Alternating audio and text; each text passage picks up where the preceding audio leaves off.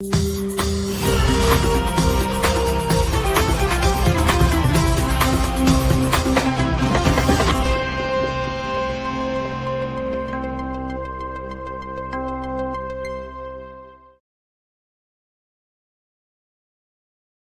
vai lançar uma pós-graduação com os melhores professores e professoras do país, por um valor quase que simbólico e cheio de vantagens para quem já é membro do ICL?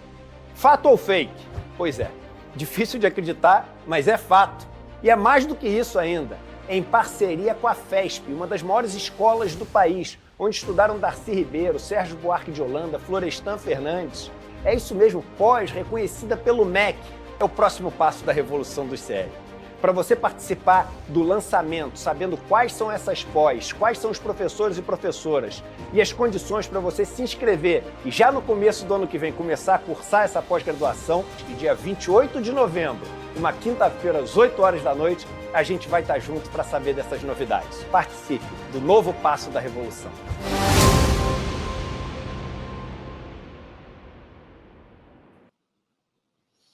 Olá, pessoal, bom dia para vocês. Hoje é dia 25 de novembro de 2024, estamos acabando já o penúltimo mês do ano, né? Passou tão rápido, não passou? Um ano conturbado, congestionado como esse aqui, cheio de surpresas, de coisas ruins que aconteceram agora no final, mas está acabando, né? Está acabando, falta 1 mês e 5 dias para a gente estrear aí 2025, que vai ser um ano muito agitado, provavelmente com o julgamento de Bolsonaro, enfim, com essa conturbação no ambiente político aí, que vai criar o clima em que a gente vai chegar até 2026. Antes de começar o programa, deixa eu dizer para vocês, eu estou aqui outra vez substituindo o Demore. O Demore teve uma dor de garganta, não conseguiu apresentar o programa de hoje, então vou estar com vocês aqui, coisa que me dá muito prazer, espero que dê para vocês também, que seja bastante útil, tá bom? Então vamos lá, começar. Segunda-feira brava, de uma semana que promete. Eu tenho aqui para mim que o principal momento da semana será a hora em que o ministro Alexandre de Moraes liberar a íntegra da denúncia que fez do inquérito da Polícia Federal, né? Do inquérito dos terroristas, do inquérito do golpe de Estado, porque ali tem muita coisa em jogo. Dependendo do que estiver nesse documento, dependendo da maneira como foi recebido pelo Poder Judiciário, dependendo do comportamento da Procuradoria-Geral da República, o líder dessa extrema-direita fascista brasileira, Jair Bolsonaro, pode ficar inelegível até 2060, quando ele terá mais ou menos uns 150 anos de idade, e nós ficaremos definitivamente livres desse trágico no nosso ambiente. Se bem que, né, vocês sabem que no Brasil essas coisas não são definitivas. Tudo pode acontecer de um dia para o outro, inclusive, e essa é, acho que é a grande preocupação do campo progressista, que os bolsonaristas consigam aquilo que eles têm como objetivo nesse momento, que é eleger uma bancada de senadores majoritária que permita a eles ter mais de 2/3 dos votos e assim aprovar emenda constitucional. Porque isso daria a eles, inclusive, a prerrogativa de promover o que eles já vêm prometendo há tempo, né? O impeachment do ministro Alexandre de Moraes e colocar o Supremo Tribunal Federal de joelhos diante dessa facção política que tomou conta aí de uma parte da vida nacional e da qual a gente aí está na iminência de se livrar caso esse inquérito chegue, o inquérito da Polícia Federal que nós devemos conhecer na íntegra essa semana, chegue ao objetivo que ele tem, que é o de esclarecer como é que funcionava a engrenagem golpista que estava por trás de todas as ações no Palácio do Planalto, na gestão Bolsonaro, especialmente nos últimos meses daquele governo nefasto, né?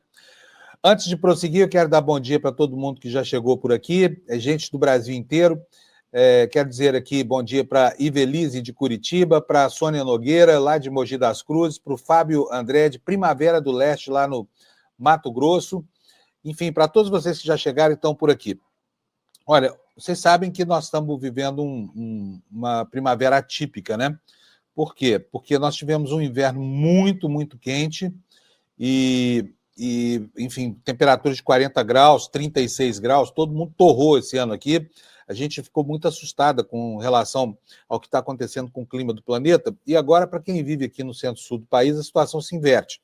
Por quê? Porque nós estamos tendo um fim de primavera, nós estamos aí a menos de um mês do final da primavera, caminhando já para o verão, e as temperaturas estão amenas demais, né?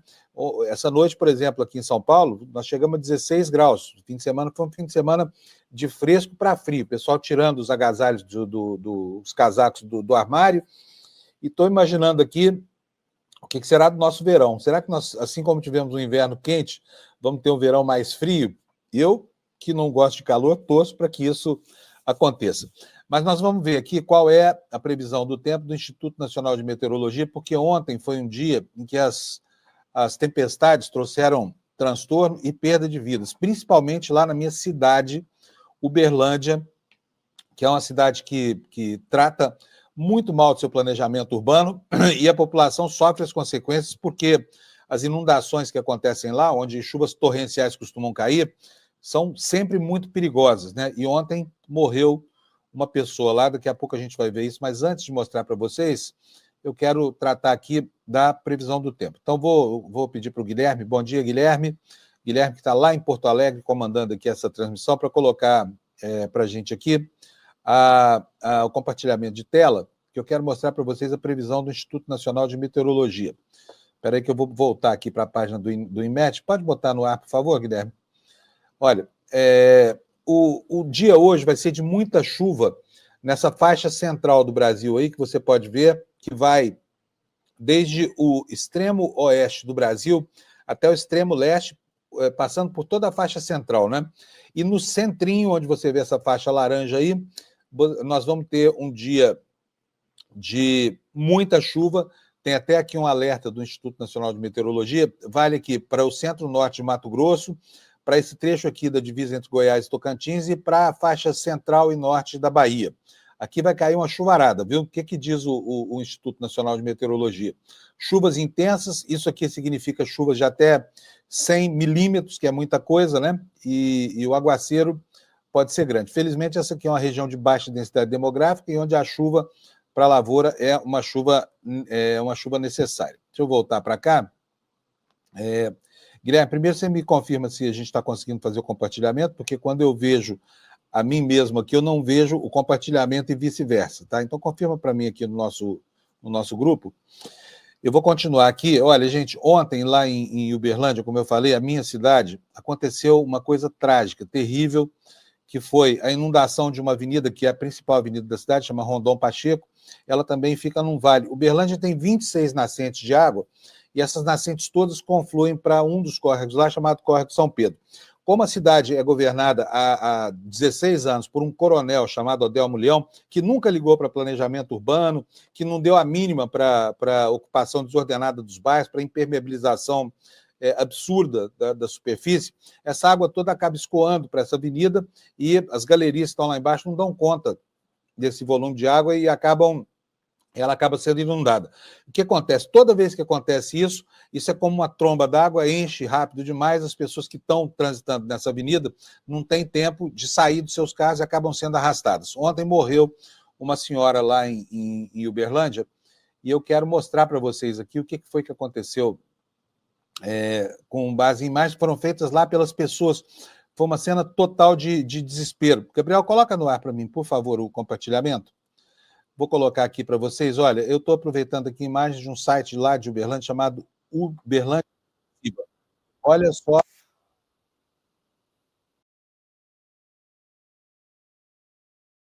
Esse carro que está aparentemente parado aí, que está debaixo do outro, tem um casal, né? E olha só, as pessoas aí na calçada tentando ajudar, tentando salvar os dois passageiros que estão aí. Eles descem do carro, as pessoas começam a gritar para que eles não tentem fazer a travessia por causa da força da corredeira, mas eles saem do carro e acabam sendo arrastados. E a mulher desse casal morreu, uma cena lamentável e triste. Olha só o desespero das pessoas na tentativa de salvar esse casal. Mas quando eles voltam com a escada de uma loja ali do lado, o casal já não estava mais lá, nem o carro. O carro tinha rodado e foi arrastado pela corredeira e o casal acabou morrendo. Isso tudo fruto de quê? Fruto da desídia. Desculpa, desculpa que errei aqui, fruto da desídia desse administrador. O prefeito lá se chama Odelmo Leão Carneiro. Uberlândia é uma cidade que vai muito mal quase sempre em tudo que diz respeito a questões sociais de grande repercussão. Por exemplo, na pandemia, a cidade perdeu mais de 3.500 pessoas. Foi a pior metrópole regional brasileira na Covid. Por quê? Porque os administradores da cidade são bolsonaristas negacionistas e permitem que isso aconteça. Esse problema nessa avenida que você viu aí, que matou essa mulher, o arrastamento aí pela enxurrada, ele é muito antigo, ele tem praticamente a idade deste mandato na prefeitura de lá. Poderia ter sido evitado? Poderia ter sido evitado, sim. Se tivessem sido feitas obras de contenção, piscinões estão sendo prometidos há muito tempo e que nunca foram construídos, e se a cidade não tivesse se permitido impermeabilizar sem construir, por exemplo, galeria de águas pluviais, né, que dessem vazão a essa água toda que cai lá ocasionalmente durante o começo do verão. Então é isso, uma tristeza, uma notícia a lamentar e mais uma morte que poderia ter sido evitada. Bom, dei uma notícia triste, trágica, agora vamos para uma coisa que nos deixou contente, que aconteceu durante o dia de ontem, que foi o resultado da eleição lá no Uruguai. A direita que estava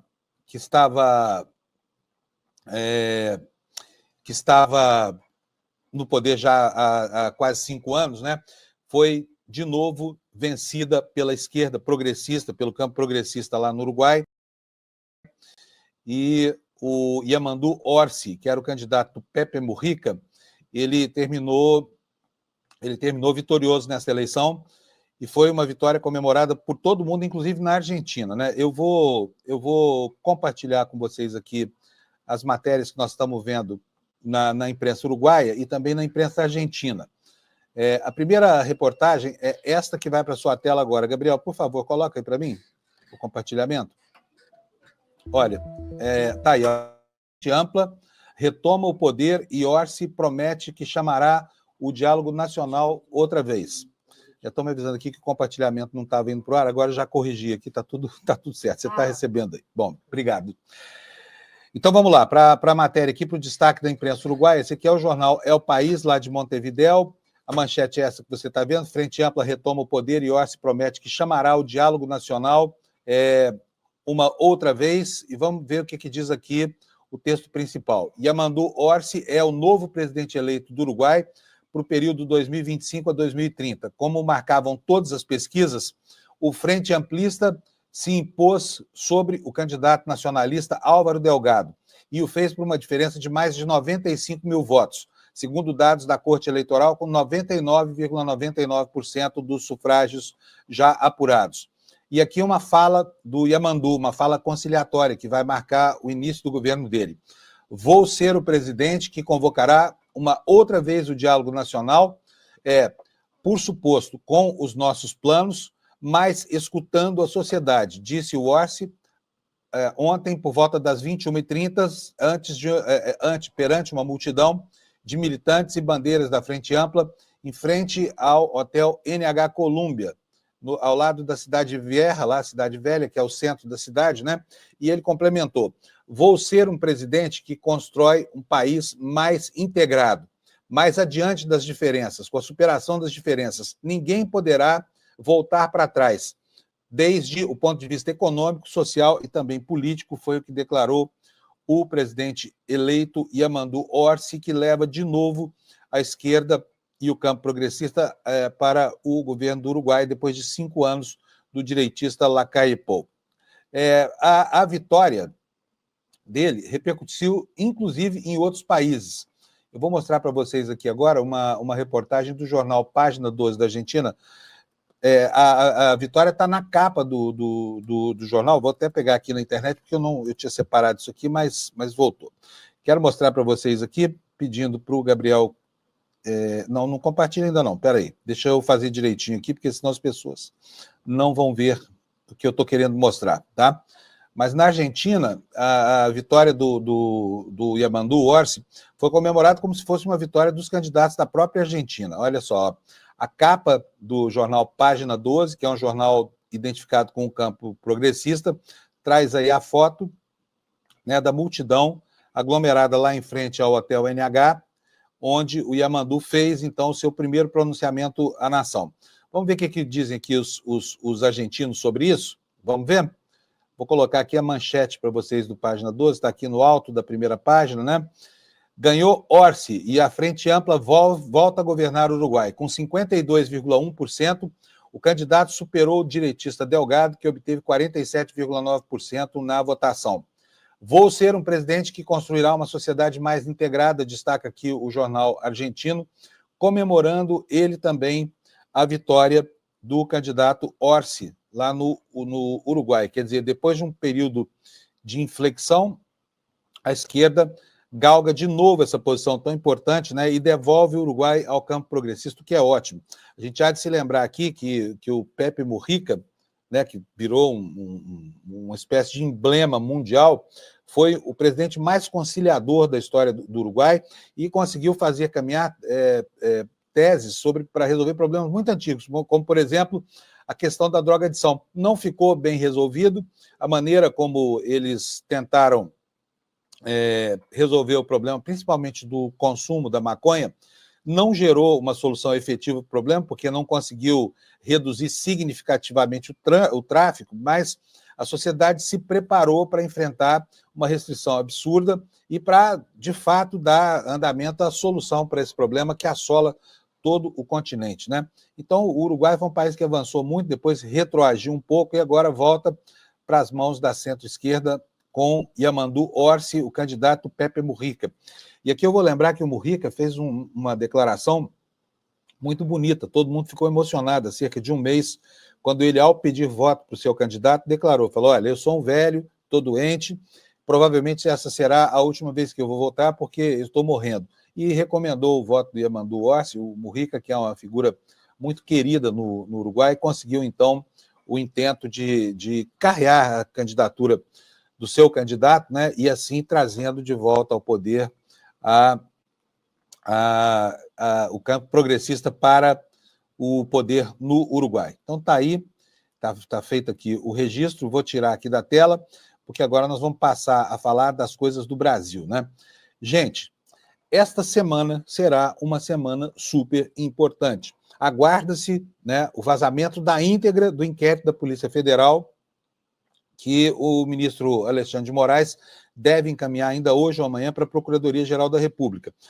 Os advogados que acompanham essa história toda, eles não acreditam que vai haver pedido de complementação de informações, porque a peça tem cerca de 800 páginas, ela está muito bem fundamentada, então esse assunto provavelmente será dado por encerrado. A gente estava esperando que a divulgação da íntegra do inquérito fosse sair já na quinta-feira, porque o ministro Alexandre de Moraes tem adotado uma estratégia de ser transparente em relação à condução de todos os atos desse processo, mas não aconteceu. Provavelmente isso se deveu à densidade do processo, né? Porque, como eu já disse, são 800 páginas e imagina-se que eles lá no Supremo Tribunal Federal queiram tomar conhecimento minuciosamente de cada detalhe dessa peça, porque ela é muito importante. É uma peça que vai balizar a história do Brasil. Esse inquérito que a polícia entregou ao Supremo Tribunal Federal provavelmente vai ser estudado nos livros de história dos próximos anos, porque ela vai definir, ela pode ajudar a definir, inclusive, o futuro do país e, principalmente, ela vai desmontar a engenharia de um golpe de Estado que, por incompetência ou falta de coragem, ou uma mistura dessas duas coisas, acabou não dando certo. É óbvio que também tem uma terceira causa, que é a resistência, que eu acho uma resistência heróica, de alguns oficiais generais, ministros naquela época, que emparedaram Bolsonaro e não permitiram que ele levasse a efeito o seu plano golpista. Mas, como vocês viram na semana passada, a gente viu aqui com bastante pasmo e pavor, né? Havia um plano terrorista sendo gestado por um general que, inclusive, chegou a ser ministro do governo Bolsonaro e que se valia de uma estrutura na hierarquia de mais um general e 2 tenentes-coronéis para ser levado a efeito. E a Polícia Federal agora está rastreando, está mapeando como é que era a alta hierarquia disso, a quem que essa gente toda estava subordinada, com quem que eles discutiam esses planos, o que Bolsonaro sabia, o que Mauro Cid informou a Bolsonaro, porque com relação a Mauro Cid não há mais dúvida de que ele estava inteirado de tudo, né? Então, vou colocar aqui na tela para vocês. Ontem, o Fantástico da Rede Globo conseguiu, e aqui eu vou fazer uma crítica, tá? Logo depois. Porque, de novo, a Rede Globo... Deixa eu tirar essa propaganda aqui da tela. Sai daí, minha filha. Bom, vamos lá. Olha aqui, ó, a manchete do Fantástico de ontem. Áudios exclusivos mostram militares falando sobre trama golpista. Não é que esses conteúdos não fossem conhecidos, mas até agora a gente tinha apenas a transcrição das mensagens. Agora não. A Rede Globo mostrou aqui, eu não vou reproduzir por uma questão de direitos autorais, mas aqui também tem os trechos que foram levados ao ar ontem no Fantástico, e assim, é muito chocante ouvir de viva voz essa gente planejando acabar com as instituições brasileiras usando ferramentas típicas dos terroristas, né, como, por exemplo, envenenamento e assassinato de autoridades. Vou ler para vocês aqui a matéria. Ela começa com um intertítulo aqui dizendo o seguinte, olha, com um olhinho, né? Segundo a investigação da Polícia Federal, Mário Fernandes, general da reserva e ex-número 2 da Secretaria-Geral da Presidência, foi o articulador do plano que envolveu uma conspiração para matar Lula, Alckmin e Moraes. Como eu falei, está aqui o vídeo, você pode ver lá no site do Fantástico, no G1, eu não vou reproduzir aqui por uma questão de respeito aos direitos autorais. E o que é que diz a reportagem?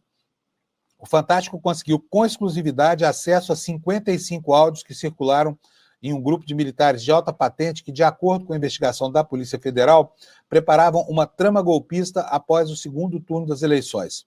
Segundo a Polícia Federal, Mário Fernandes, general da reserva e número 2 da Secretaria-Geral da Presidência ao tempo do governo Bolsonaro, né, foi o articulador desse plano, que envolvia uma conspiração para matar o presidente eleito Luiz Inácio Lula da Silva, seu vice, Geraldo Alckmin, e o ministro Alexandre de Moraes.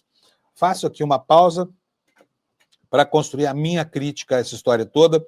Vocês viram aí que a Globo fala de novo. O Globo conseguiu com exclusividade, não sei o que mais. Gente, o tratamento privilegiado que se dispensa a essa empresa é algo inacreditável, especialmente no contexto de um governo que foi construído a despeito do ataque todo que foi promovido por essa emissora, Rede Globo, ao longo dos últimos anos, com apoio pleno à Lava Jato, ao ministro Sérgio Moro, né, com o peso de comentaristas que o tempo todo ficavam vilipendiando o governo Lula, que foram próceres da prisão de Lula, e, olha, eles continuam recebendo o tratamento privilegiado na gestão da informação da presidência.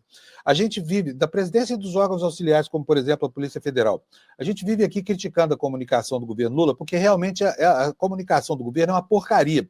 Os caras não conseguem abrir o celular para o Lula fazer uma live e se comunicar com o país. Contrataram grandes jornalistas, essa coisa toda, e nada funciona. Por quê? Porque é uma comunicação velha. É uma comunicação matizada. É uma comunicação feita com base em paradigmas da década de 90 ou dos anos 2000, quando o Lula estava no seu primeiro governo.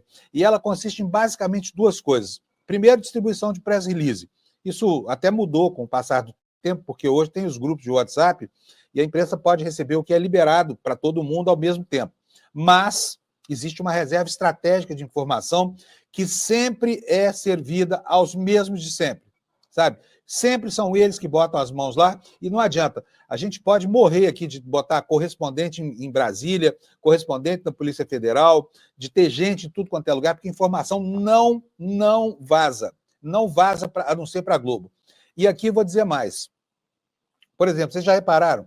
Vai uma crítica aqui, tá? A primeira-dama, a Janja, apesar de ser, né, tão massacrada por essa imprensa formal, só fala com as amigas dela da Globo News.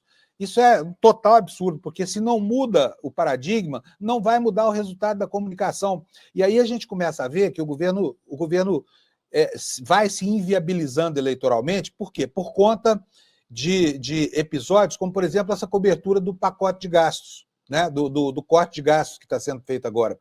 Os jornalões, Valor Econômico, Jornal o Globo, todo mundo superdimensionando esse tal déficit público brasileiro, quando o déficit do Brasil é apenas uma miragem perto de outros déficits aí de países como os Estados Unidos, a Rússia, países da Europa, que tem déficit muito grande, e onde ninguém está nem aí para déficit, é só para encher o saco mesmo do governo que isso é feito, e é feito com uma contumácia absurda. E aí, o que faz o governo? O governo pega a informação, seleciona aquilo que é mais importante, guarda para si, para quê? Para dar para os mesmos de sempre. Tá? Isso acontece desde sempre e é algo que parece que não está no horizonte a correção desse tipo de estratégia que não funciona para o governo. Não por acaso, a gente tem visto que o Lula patina na sua popularidade desde a sua eleição, né? Há 2 anos já, 2 anos em que ele vem patinando nas pesquisas, porque ele não consegue melhorar a sua imagem, apesar de tantas qualidades que o governo dele tem. Então, fica aqui a minha crítica, a minha reclamação com relação a essa gestão estratégica de informação que visa beneficiar os mesmos de sempre. E são justamente aqueles que não precisam de nenhuma ajuda para sobreviver, que não precisam do incentivo de, eu dei um furo a mais para manter a sua audiência cativa, porque eles têm meios, muito mais do que todo mundo. E a gente sabe, inclusive, que esses meios não se restringem apenas à gestão privilegiada da informação. Eles vão também para a seara dos subsídios absurdos que são dados para, por exemplo, a Rede Globo, as empresas da Rede Globo receberam 150 milhões de reais de subsídios, a gente viu naquela relação divulgada pela Haddad, quando essa empresa teve um lucro de 2 bilhões e meio de reais. 2 bilhões e meio de reais, recebendo 150 milhões do contribuinte brasileiro para que as suas contas lá enfim, os dividendos dos acionistas sejam ainda maiores do que já seriam, porque são um monopólio de fato. Um monopólio que concentra, inclusive, o monopólio da gestão pública da informação, o que é um completo absurdo, tá? Mas vamos continuar aqui com a notícia do Fantástico, porque estão lá os conteúdos dos áudios divulgados ontem, né? Estou aqui reclamando, mas a gente depende dessa informação que está lá. Eu vou mostrar para vocês sobre o que é que foi dito nessa... Põe para mim na tela, Gabriel, por favor. Tá aí, olha. Vamos ver aqui. É tanta propaganda, vocês estão vendo aí, ó, que a gente tem que ficar desviando delas aqui, né? Porque esse grupo recebe a informação do governo e recebe o dinheiro do governo e da iniciativa privada também. Bom, vamos lá, para os áudios. Um dos trechos transcritos. Qualquer solução, Caveira, tu sabe que ela não vai acontecer sem quebrar ovos, sem quebrar cristais, diz áudio atribuído ao general Mário Fernandes. Tá na cara que houve fraude, tá na cara, que é uma referência ao processo eleitoral, né? Não dá mais pra gente aguardar essa porra disso. Aliás, o capitão tem a boca bem suja, né? Enfim, o chefe maior dele também tem. Mas ele fala porra 50 e tantas vezes num trecho aqui de 3 ou 4 minutos de texto. Vamos lá. Outro trecho. Tô pedindo a Deus para que o presidente tome uma ação enérgica e vamos sim pro vale tudo. E eu tô pronto a morrer por isso, afirma um participante do grupo que não é identificado. Outro trecho. O presidente tem que fazer uma reunião com o petit comitê. Esse pessoal acima da linha da ética não pode estar nessa reunião. Tem que ser a rataria. Tem que debater o que vai ser feito, afirmou um oficial do Exército. Olha a maneira desairosa, né, como eles se referiam aqui aos próprios companheiros dessa jornada aqui. Pessoal acima da linha da ética. Será que era tanta gente assim no governo Bolsonaro, hein? Outro trecho. Talvez seja isso que o alto comando, que a defesa quer. O clamor popular, como foi em 64. Nem que seja para inflamar a massa, para que ela se mantenha nas ruas, afirmou o general, esse aqui, o general Fernandes, né, o grande chefe dessa falange terrorista do governo Bolsonaro, em áudios que circularam nos grupos golpistas. Em outro áudio, Fernandes disse, deixa eu tirar esse negócio que está me incomodando. Em outro áudio, Fernandes disse que teve uma conversa com o então presidente Jair Bolsonaro sobre a diplomação da chapa Lula e Alckmin no TSE. Abre aspas aqui. Durante a conversa que eu tive com o presidente, ele citou que o dia 12, pela diplomação do vagabundo, não seria uma restrição. Qualquer ação nossa pode acontecer até 31 de dezembro. Tudo. Mas aí na hora, pô, presidente, a gente já perdeu tantas oportunidades, é o que diz aqui o áudio. No dia 12 de dezembro, data da diplomação, diz aqui o G1, manifestantes tentaram invadir o prédio da PF, incendiaram carros e ônibus em Brasília. Vocês se lembram dessas cenas? Foi terrível, né? Insuflados por esses mesmos terroristas, os idiotas, né, que foram a Brasília para rezar para pneu na porta de quartel, fizeram aquela bagunça toda que a gente viu no dia da diplomação, dia 12 de dezembro. E aqui, outro trecho. O senhor me desculpe a expressão, mas 4 linhas é o K. O resto você por sua conta aí na sua casa, tá bom? 4 linhas da Constituição é o K. Nós estamos em guerra, eles estão vencendo, estão quase acabando, está quase acabando. Eles não deram um tiro por incompetência nossa, afirma. Aqui vai um pouco de verdade, né, gente? Porque ô turma incompetente, essa aí.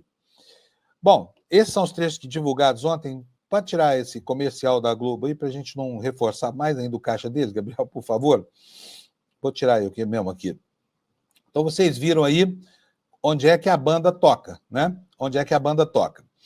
E com relação à divulgação do inquérito da Polícia Federal, tão aguardado por todo mundo, né? Os jornalistas passaram o fim de semana aqui num plantão esperando para qualquer momento a liberação disso, que acabou não acontecendo, né?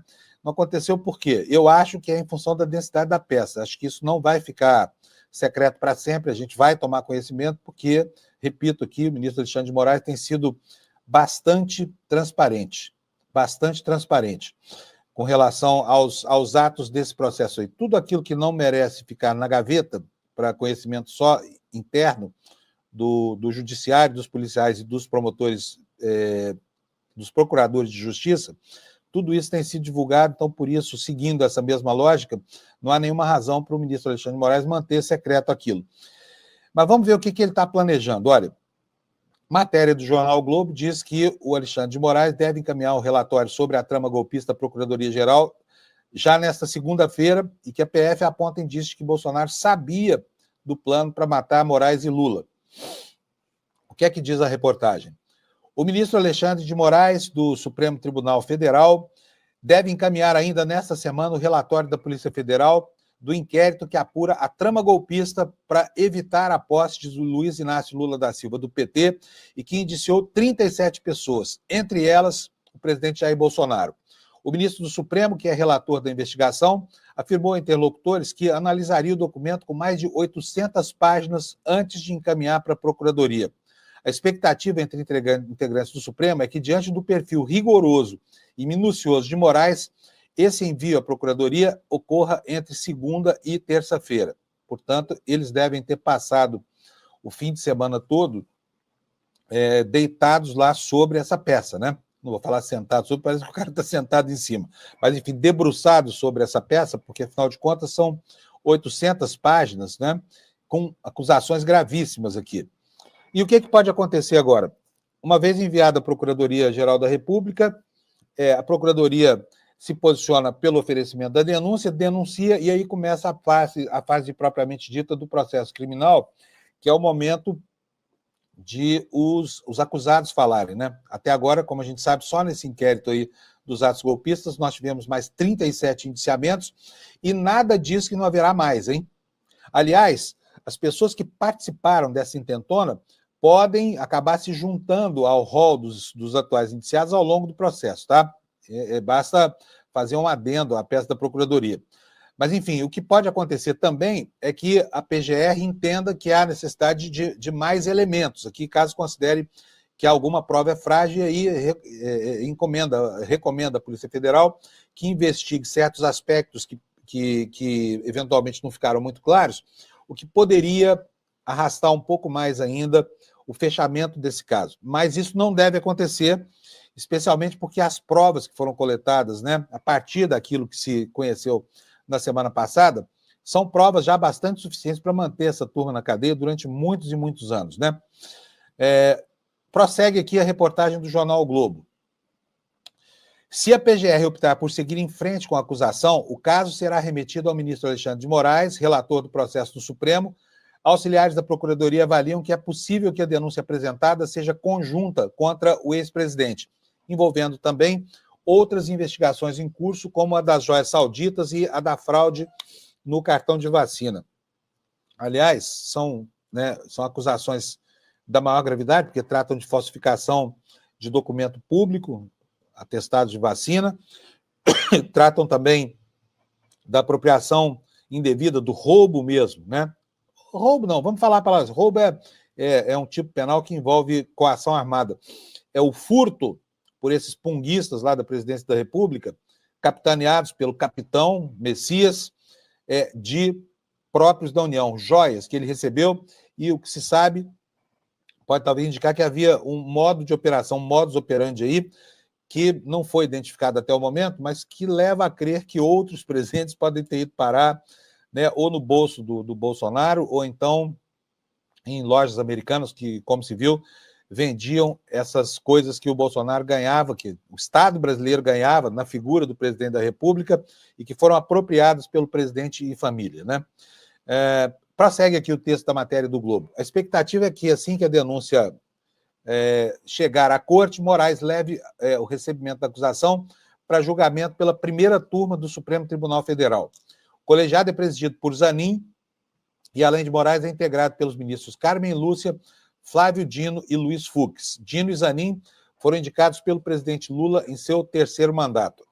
Não sei qual será o comportamento do Zanin nesse caso, mas provavelmente ele vai, obviamente, acolher a denúncia. O Zanin é garantista, já nos frustrou algumas vezes desde que foi indicado, mas em relação a esse caso, o que se espera dele é que faça coro àquilo que vier das mãos do Procurador-Geral da República, endossando, portanto, a denúncia que fatalmente virá. Prossegue aqui o jornal o Globo.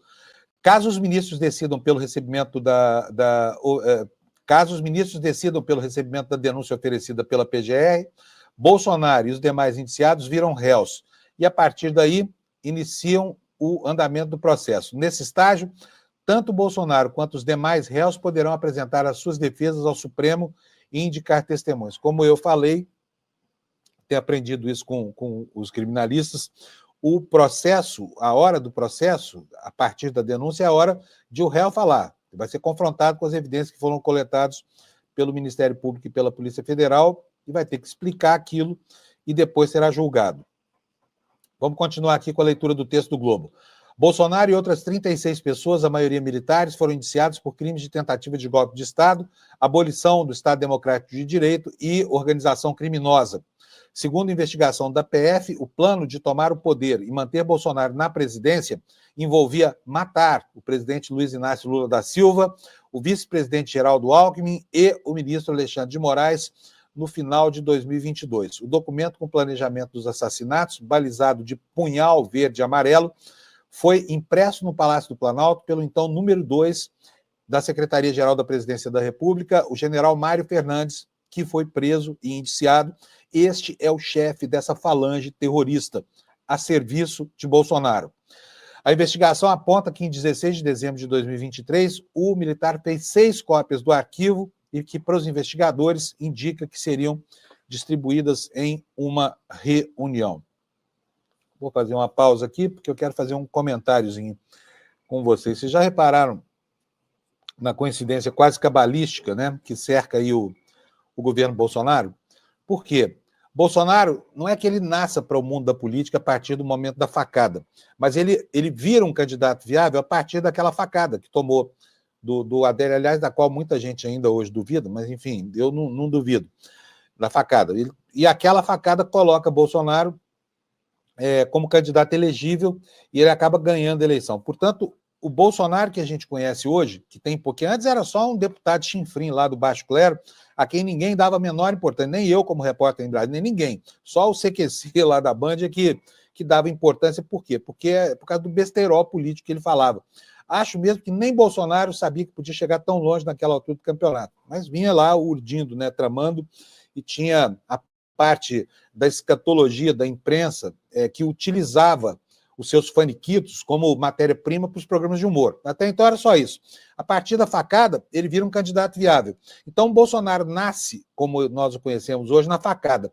E provavelmente ele se aposente compulsoriamente da seara da política com o punhal. Quer dizer, a faca está presente no começo e no fim da trajetória dele. A facada que o transformou em presidente da República e o punhal verde e amarelo que com certeza vai transformá-lo em réu e possivelmente em preso durante muitos e muitos anos. Ele pode ficar até 30 anos na cadeia, vai sair de lá velhinho e, se isso acontecer, que é o que se espera, ele vai ficar até 2060 inelegível. Será que terá saúde para chegar até lá? Será que terá saúde? Quantos anos ele terá lá? Mais 60? Terá uns 130 anos de idade, né? O tempo vai passar rapidamente para ele. E o que está acontecendo lá do lado dos bolsonaristas? Os bolsonaristas estão desesperados, como se pode depreender das últimas falas deles todos, né? Por quê? Porque são coisas disparatadas em que a vitimização é a única matéria-prima para tentar, enfim, contestar essa onda toda avassaladora, né, de evidências que a gente conheceu na semana passada contra isso por causa dessa articulação do golpe. Vou voltar aqui a mais uma matéria da imprensa grande. Está aqui, matéria da Folha de São Paulo. A manchete é exatamente sobre isso que eu estou falando. Bolsonaro e aliados se apegam à tese de perseguição para rebater acusações de golpismo. Antes de ler para vocês o texto da Folha, já vou dizer que isso aqui funciona, tá? Lá em Nibiru, lá em Ratanabá, os ratanabenses, os nibiruenses e todos os outros habitantes da Terra plana acreditam piamente nessa história aqui, que é uma perseguição desmotivada e merecida, que tudo seria apenas uma sanha comunista para se instaurar uma ditadura nos moldes venezuelanos aqui no Brasil, etc, etc, etc. Então, na Terra plana, em Ratanabá, em Nibiru, está todo mundo apavorado com isso. Mas aqui na Terra redonda, na nossa terrinha esférica, a realidade é bem outra, né? E aí, a realidade é como a gente está vendo mesmo. Bom, vamos voltar aqui ao texto da matéria da Folha de São Paulo. Então, Bolsonaro e aliados se apegam à tese de perseguição para rebater as acusações de golpismo. Diz o texto principal dessa reportagem. Após ser indiciado pela Polícia Federal sob suspeita de tentativa de golpe de Estado, o ex-presidente Jair Bolsonaro, filhos e correligionários classificaram o inquérito como uma forma de perseguição política. Não é perseguição judicial, no caso, eles falam que é perseguição política. Bolsonaro contou com antigos aliados para minimizar a solidez das investigações, tanto a que provocou o indiciamento quanto a que levou à prisão militares acusados de planejar a morte do presidente Lula. O senador Flávio Bolsonaro tem compartilhado vídeos insinuando a atuação de Lula por trás das investigações. Em um deles, visto por mais de 100 mil pessoas no antigo Twitter, no X, publicou trechos de entrevista na qual o atual presidente disse que o adversário não tem nenhuma chance de voltar à presidência da República. Eduardo e Carlos Bolsonaro também questionaram os inquéritos, assim como o ex-ministro Walter Braga Neto, também indiciado, o ex-governador o governador de São Paulo, Tarcísio Freitas, e o ex-vice-presidente, hoje senador Hamilton Mourão, e o líder da oposição do Senado e secretário-geral do PL, Rogério Marinho, todos eles embarcaram nessa onda e estão tentando fazer a defesa do Bolsonaro com base nesses argumentos estratosféricos de perseguição política, essa coisa toda. A matéria da Folha prossegue aqui. PF de Moraes, vinculando aqui a Polícia Federal ao ministro titular desses processos todos lá no Supremo Tribunal Federal. Eles querem estabelecer uma conexão política, né? Falam que no dia do atentado lá do Homem-Bomba, o meia-bomber brasileiro, aquele terrorista bolsonarista que se explodiu na semana retrasada lá em frente do Supremo, que havia, no momento do atentado, uma reunião secreta entre Lula, Moraes e etc, etc, etc, para tramar das acusações contra o Bolsonaro, né? É mera elucubração, a reunião havia sim, mas a reunião não era para tratar desses assuntos, muito menos do atentado terrorista que eles, lá no campo bolsonarista, estavam tramando e que pegou, né? Esse atentado pegou o Brasil de surpresa. Vamos voltar aqui para o texto da Folha. O ministro Alexandre de Moraes foi alvo da primeira declaração pública de Bolsonaro após o indiciamento. O ex-presidente acusou o magistrado de fazer tudo o que não diz a lei. É na PGR que começa a luta, diz o Bolsonaro. Não posso esperar nada de uma equipe que usa a criatividade para me denunciar. No sábado 23, o ex-presidente disse que a prisão preventiva dos 4 oficiais suspeitos de tramar a morte da autoridade não tinha respaldo legal e que as acusações de golpe de Estado pela Polícia Federal são absurdas, se referindo a Moraes como um ditador. É uma coisa absurda essa história de golpe, diz o indigitado.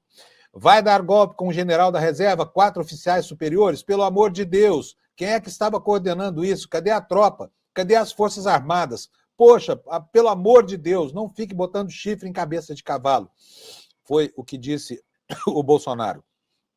Aqui, segundo a Folha, o deputado federal Eduardo Bolsonaro, em rede nacional, se referiu à polícia como a PF de Moraes. O ex-ministro da Defesa e candidato a vice na chapa de Bolsonaro, general Braga Neto, compartilhou um comunicado dos advogados dele em um post na rede social, dizendo haver uma ilação e suposição fora de contexto no inquérito legal. Nunca se tratou de golpe, e muito menos de plano de assassinar alguém. Agora, parte da imprensa surge com essa tese fantasiosa e absurda de golpe dentro do golpe. Haja criatividade. Aliás, vou parar por aqui, vou até tirar aqui da tela a informação, porque eu quero dizer para vocês que, sinceramente, uma parte da imprensa, uma parte até da imprensa progressista embarcou nessa história de golpe dentro do golpe, e eu queria manifestar o meu ceticismo diante dessa tese. Sabe por quê? Porque a ideia central por trás disso é uma ideia que vem lá do campo bolsonarista. Simples assim. O que querem fazer crer? Que o Bolsonaro estava sendo arrastado por maus oficiais do Exército para uma situação golpista, porque ele seria tutelado, né, por esses militares de um dispositivo que estaria acima dele. Agora eu vou pedir só para você pensar, você não precisa nem concordar comigo aqui, tá? Sobre essa tese. Não precisa concordar comigo, não. Mas qual é o golpe que se consolidaria sem o apoio popular que só o Bolsonaro tem? Vocês acham que meia dúzia de generais e mais 5 ou 6 majores e tenentes-coronéis iriam dar sustentação política a um golpe de Estado contra a vontade do Bolsonaro? Fala sério. Essa é uma tese mambembe, ela carece de verossimilhança, porque é óbvio que basta uma análise rasa da estrutura sobre a qual esse governo se equilibra para que a gente possa concluir que sem o Bolsonaro não há golpe no Brasil. Então, essa ideia de que, na verdade, Bolsonaro era apenas o bode, talvez a ovelha negra desse bando de militares golpistas e estaria sendo tutelado por eles, para mim é mera conversa fiada.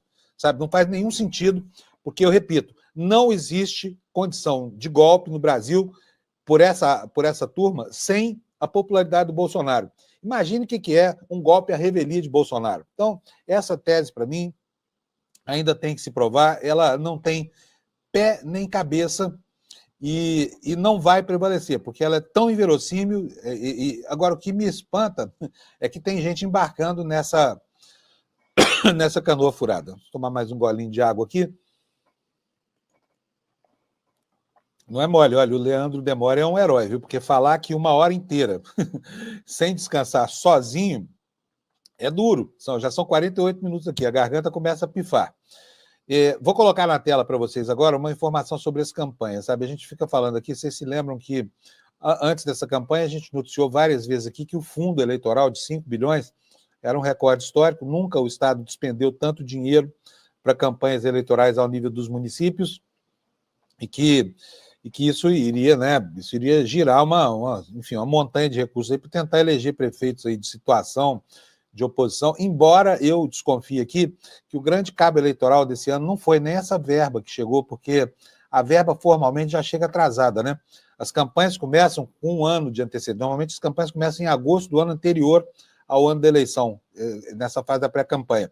E essa fase, ela é inteira financiada, sabe por quê, gente? Por Caixa 2. É isso que acontece.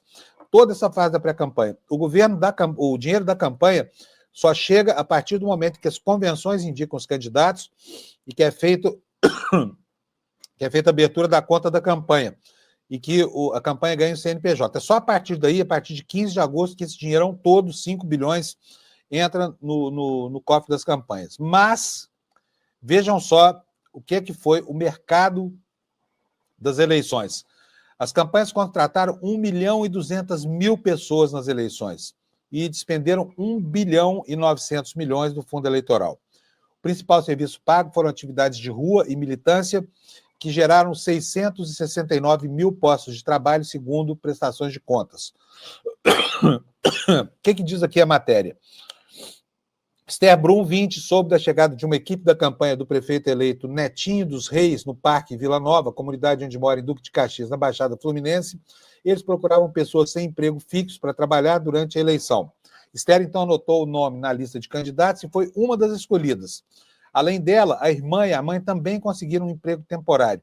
Sem vínculo empregatício, as 3 trabalharam de agosto a outubro no centro de Duque de Caxias, balançando as bandeiras de Netinho Reis. A jornada de trabalho de meio-dia às 7 da noite, de domingo a domingo, rendeu R$ 800 por quinzena. Portanto, não é essa maravilha que apregou por aí, né? Esther foi uma das 1.200.000 pessoas contratadas diretamente por campanhas eleitorais no Brasil este ano, segundo dados das prestações de contas enviadas pelos candidatos ao TSE. Não é possível falar em 1.200.000 postos de trabalho, porque parte se refere a serviços específicos, como a cessão de veículos ou a locação de imóveis.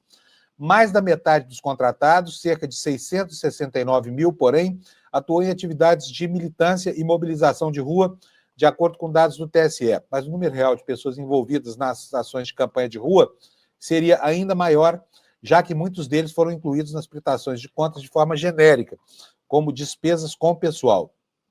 Os contratos com pessoas físicas já informados à Receita Eleitoral somam 1.960 bilhões dos 6,22 bilhões gastos nessa campanha no total. A maior parte, segundo a matéria da Folha, foi gasta com empresas. E aqui a matéria não fala, mas essas empresas, em sua maioria, são empresas certamente de comunicação social, as empresas que fizeram a produção dos vídeos para televisão e também as campanhas nas redes sociais, né?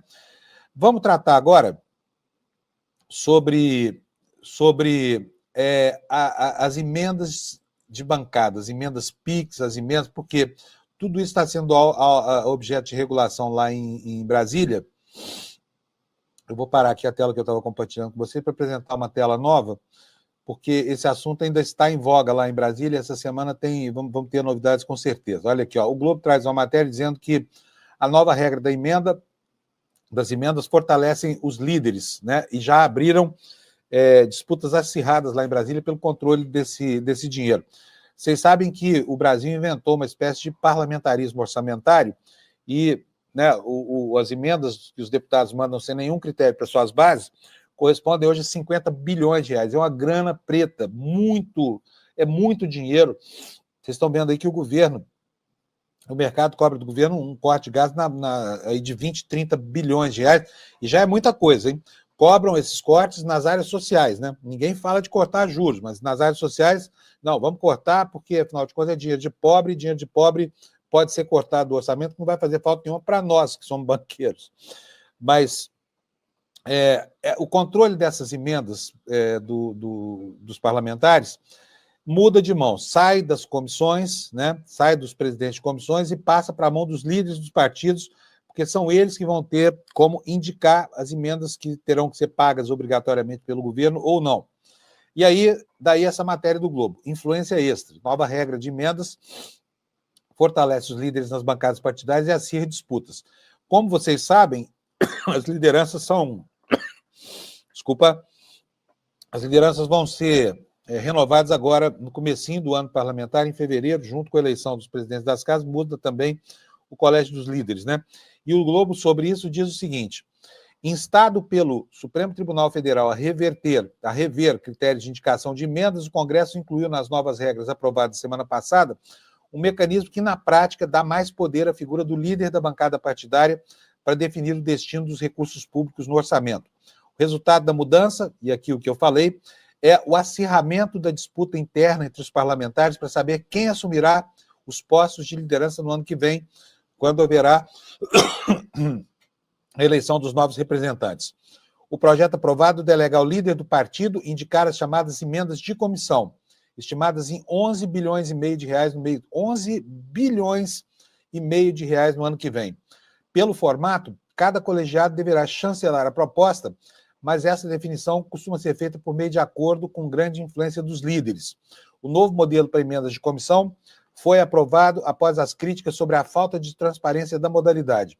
Como o dinheiro é enviado a prefeituras e estados em nome do colegiado, não é possível identificar os reais padrinhos dos recursos que muitas vezes nem mesmo fazem parte do grupo. Especialistas afirmam que a mudança não atende aos critérios de transparência exigidos pelo Supremo Tribunal Federal. É o que diz aqui a matéria do Globo. Portanto, assim, o assunto não está resolvido, o assunto ainda pode ganhar espaço, né? E, enfim, a guerra lá em torno do controle desse dinheiro não está... E a guerra contra a transparência, né? E fica aqui sempre... Eu tenho uma dúvida pessoal, vou dividir com vocês aqui, talvez vocês possam me ajudar a entender por que os deputados são tão avessos à identificação da origem dessas emendas, à identificação formal. Porque quando chega lá na base eleitoral, na cidade do cara, ele vai para o palanque e diz: esta quadra poliesportiva fui eu que mandei a emenda. Este hospital aqui fui eu que construí a UTI. E ele se apropria do benefício gerado por esse dinheiro, que é público, né? Como se fosse um patrimônio dele, gerando um novo patrimonialismo na política brasileira. Mas na hora de dar formalidade ao fluxo financeiro dessas emendas, eles não querem saber de nada. Por quê? Porque querem longe deles o controle do Tribunal de Contas da União, da Justiça, querem dificultar ao máximo a identificação. Tem coisas lá que não dá nem para a gente entender, assim, à luz, né, de uma lógica cartesiana da política. Por que um deputado de um estado quer apresentar emendas para outros estados? Qual é o benefício que ele ganha com isso? A não ser o de ocultar, de mascarar a origem dos recursos. Porque o que os deputados fazem? O sujeito que é do estado A apresenta uma emenda pelo estado B. Aí o do estado B apresenta uma emenda para o estado A, fazendo a compensação de uma coisa e da outra. Eu tenho uma desconfiança, e quero compartilhar com vocês também, de que isso tudo é feito simplesmente porque esses deputados se interessam muito mais pela devolução do dinheiro, devolução para eles, para o bolso deles, para o caixa da campanha, para aumentar o patrimônio pessoal, do que propriamente pelo usufruto social, pelo benefício social que isso pode trazer, tá? Bom, gente, é isso aí. O noticiário de hoje era esse, né? Deixa eu ver se eu esqueci de deixar alguma coisa para vocês. Teve um acidente horroroso de ônibus lá em Alagoas, 17 pessoas morreram. Né? Enfim, é isso. O noticiário está dado. É assim que a gente começa a semana. Vamos aguardar aqui a divulgação do inquérito da Polícia Federal, que é tudo que importa para a gente agora. Os jornalistas deste país sonham com essas 800 páginas, sonham com a leitura atenta daqui de cada detalhe dessa investigação da Polícia Federal, para que a gente possa dar conhecimento a você que está aqui me assistindo do que a Polícia Federal conseguiu sobre esse esquema golpista e terrorista. Antes de sair, deixa eu dizer uma coisa para vocês, hein? Temos aqui no ICL o início do primeiro curso de pós-graduação feito em conjunto, em convênio com a Escola de Sociologia, com a Fundação Escola de Sociologia e Política aqui de São Paulo. E o Eduardo Moreira está fazendo um mistério sobre isso aqui. Eu acho que ele está querendo incitar a sua curiosidade, tá? Talvez valha a pena você ir aí no despertaicl.com.br e conhecer no site detalhes dessa pós-graduação, que, aliás, além da qualidade, porque ela é coordenada pelo GECE e feita em parceria com alguns dos melhores professores de sociologia do país, isso tudo ainda tem uma vantagem muito legal. O preço, que vai ser revelado depois, quando você vai saber tudo, quando você se inscrever por esse link aí, pode colocar a câmera do seu celular no QR Code, que você vai parar lá, ou então despertaicl.com.br, você chega lá também para conhecer mais detalhes. O lançamento será daqui a 3 dias, né? Então, nós estamos segunda, 25, terça, 26, quarta, 27, quinta-feira que vem, será o lançamento do curso de pós-graduação, 8 horas da noite. A apresentação será gratuita para todo mundo, e se você quiser, você vai poder cursar finalmente um curso de pós-graduação para você fazer uma leitura do Brasil abalizada pela melhor teoria. Vou me despedindo de vocês aqui. O Demore logo vai estar de volta aqui conosco, né? Espero que ele melhore. E eu me encontro com vocês já no N1, que já está começando. Então, um beijo, tchau, muito obrigado pela audiência e até amanhã. Há 4 anos, o ICL, Instituto Conhecimento Liberta, começou uma revolução. Então é o seguinte, a gente hoje está lançando o Instituto Conhecimento Liberta. E criou um lugar onde as pessoas pudessem estudar com os melhores professores e professoras do mundo por um preço simbólico ou simplesmente de graça se não pudessem pagar. Já são hoje quase 100 mil alunos e alunas. E chegou a hora da gente dar o próximo passo dessa revolução. No dia 28 de novembro, uma quinta-feira às 8 horas da noite, o ICL vai lançar a sua pós-graduação, em parceria com a FESP, o centro acadêmico onde estudaram ninguém mais, ninguém menos do que Darcy Ribeiro, Florestan Fernandes, Sérgio Buarque de Holanda e tantos outros nomes tão importantes da nossa história. Para saber quais serão as primeiras pós-graduações oferecidas pelo ICL, saber como se inscrever, também por valores simbólicos e estudando com os melhores professores e professoras do país. Chame seus amigos e amigas para participar também. E não perca esse próximo passo da revolução.